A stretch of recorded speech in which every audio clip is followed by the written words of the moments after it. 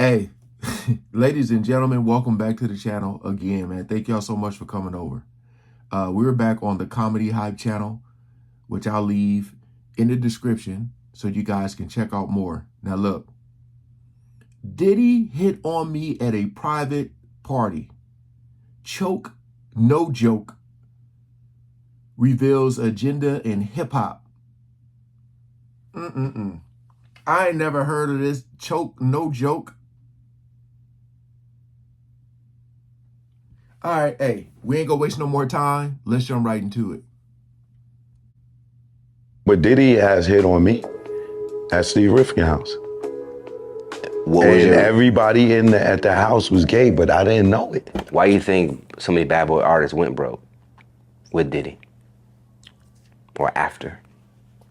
Well, you gotta remember, this is Diddy career really started like 91, 92. A lot of us wasn't even educated about the music business then. You know what I'm saying? And then you gotta think, even the Locks, they was kids. You know what I'm saying? Mace was a kid. If you look back at Biggie and Tupac right now, they died at 25. Yeah. They, to us now, they look like kids, right? Yeah.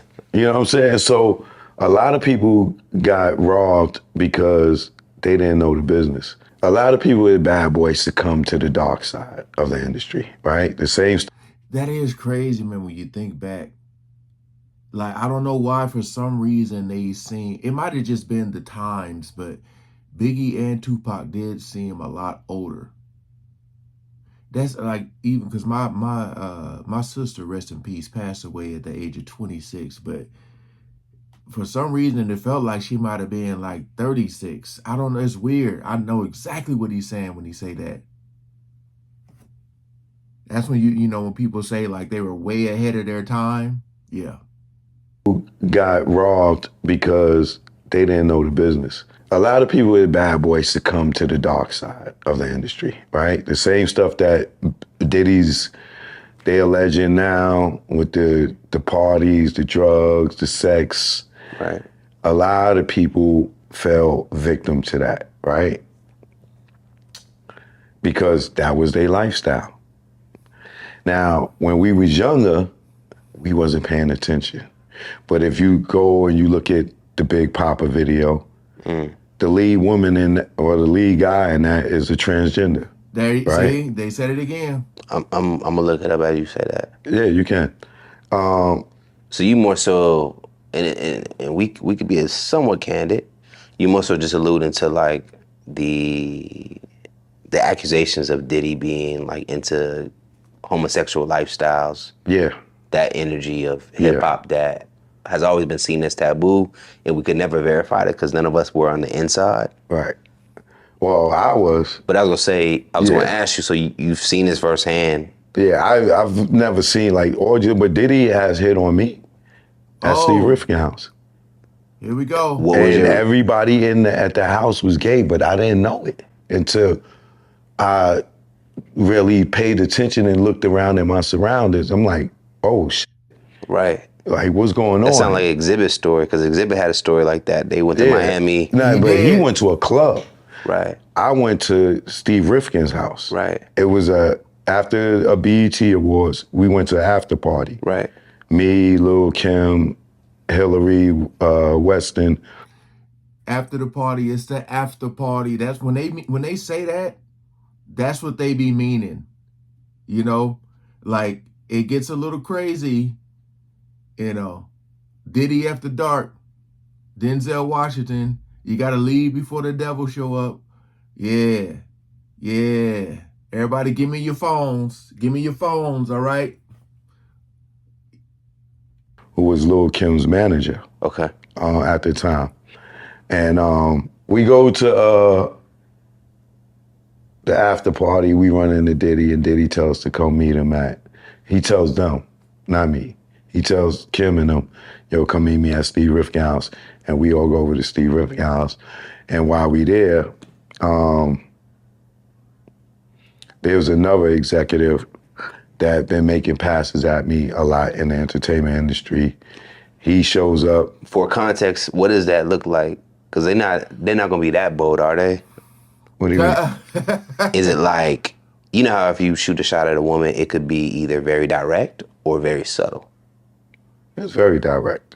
Not going trying to Right. grab a nigga nuts, but you know when someone is attracted to you, male, female. Okay. I don't give a f- it's a dog and he humping on your leg. Right. You know the motherfucker horny. Okay. You know what I'm saying? So, it was definitely obvious. Like, you know what I'm saying? Especially in hindsight. You know what I'm saying? Okay. So that lifestyle exists within the industry, right? We've heard it, and It's a fact, brother. It's a fact. Well- From sports players, singers,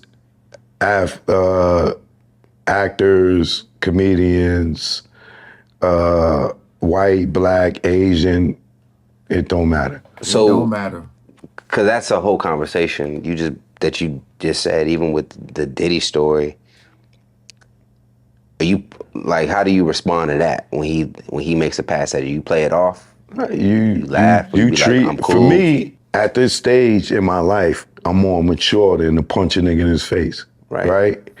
So you just ignore it and you kind of give him the let him the look like nah. And giving that nigga the look made him just look hard and made me put my head down. Right. Cause he got 5 niggas standing around him. They like the whole booty mob and shit, right? And I'm sitting there like, booty what the mob. hell? I would grab Hillary by her shirt and I drag her ass outside. Like, yo, this nigga over here hitting on me. Like, yo, don't bring me to nothing like this. And then when I'm not going to name all the people that was there. And I talked about this before, but Okay. I'm not going to do that, right? But everybody that was there was either gay or secretly gay or bisexual. But right now, from what I know now, and I say they all get down like that, right? Right. And me hanging with them, they could have thought that because I was hanging with Lil' Kim, that maybe I would be with that. You know what I'm saying? But I'm not going to knock them for trying. You know what I'm saying? Because all these 75%. They're trying to check your temperature. That's what they talk about. They want to see if you with it. If you with it, that's what they say. If you with it, especially if you're like an artist, your career can go further. And like I said, a lot of them are secretly. A lot of them aren't openly. Like I said, if that's what you do, that's what you do. It's more so when they try to force you into that lifestyle. Again, I said it in the other video. Inspector Deck from Wu-Tang Clan said, uh, you know, don't be just walking in those doors. Don't be curious. They want to check your temperature and see if you're about that life. And if you are, you'll go a little further. 85% of these people that's in the industry that's popular, you know what I'm saying, have succumbed to that lifestyle. My question for 85. that, and then we can kind of do a spin move out of it, because I'm always curious about, was it already in them, or was it does the industry groom them to be open to it? Probably both. The industry grooms them to be open to it. Like if we go back to the Big Papa video, right? Why is the lead person out of all the bad bitches in New York City back then, even the women in the video, right? Why was the lead a transgender? Why was there, you remember the scene in the bathroom?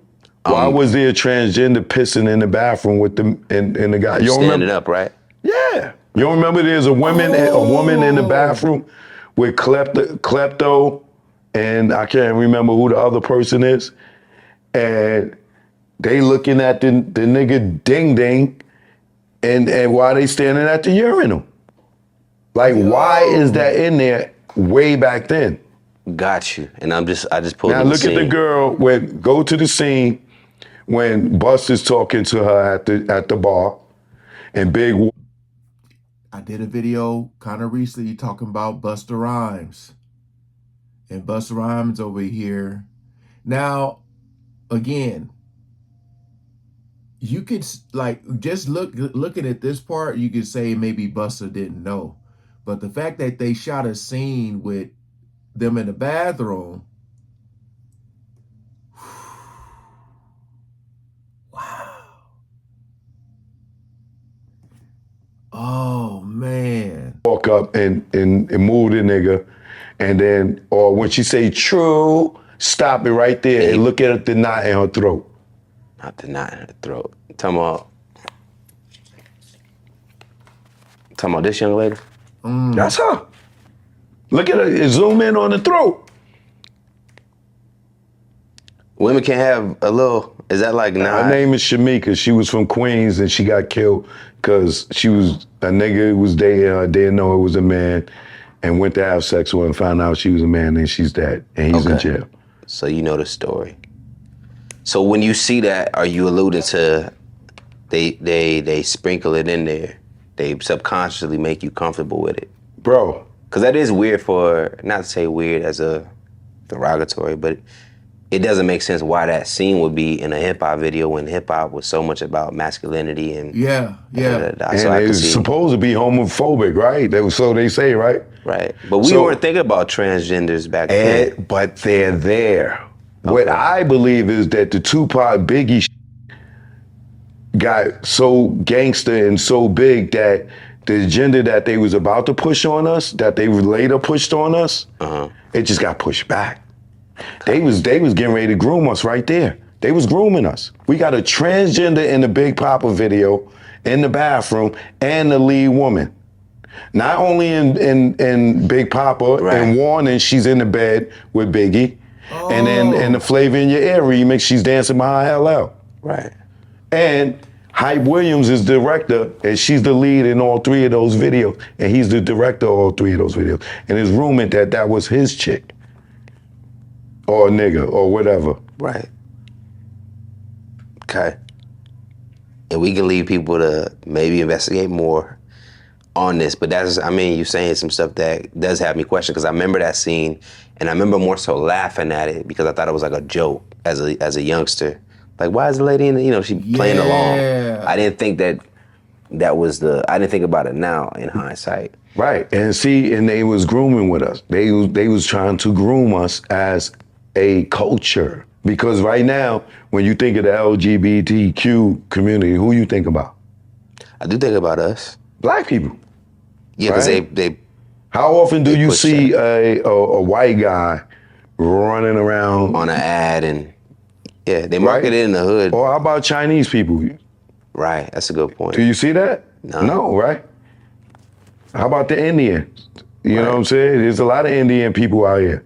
You know what I'm saying? You don't see them dressing, and it's us. Yeah, I can agree that they have made us appear as the poster childs for it.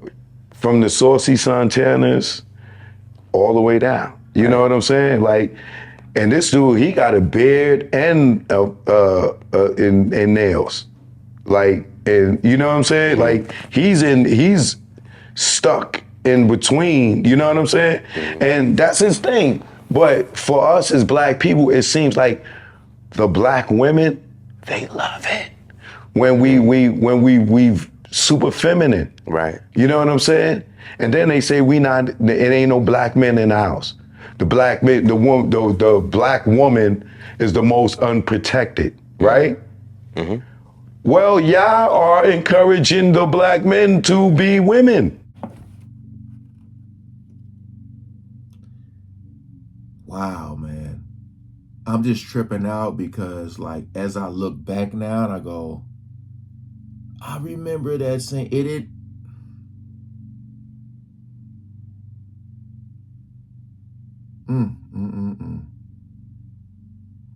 And see, again, I don't want people getting confused with like, oh, I don't care about who people date. If that's what you like, that's your lifestyle, that is completely fine. I don't know how many times I have to say that. That is completely fine. My whole thing is when you're trying to force that by, putting stuff in people's drink, all that. That's what I'm talking about when when they tell the stories of, you know, you go to the studio, they give you a drink, next thing you know, they done filmed you doing stuff. That's all I'm talking about. But like that right there, showing Busta Rhymes, and hey, it all makes sense. I will say, boy, you can't be going to no party with your name, talking about your name is Choke No Joke, to no damn Diddy party. Cause oh, please comment below, man. What y'all think about this? Cause I did that other video with Gene Deal talking about the lead person in the Biggie video. But this went more into detail. Wow. All right, peace out.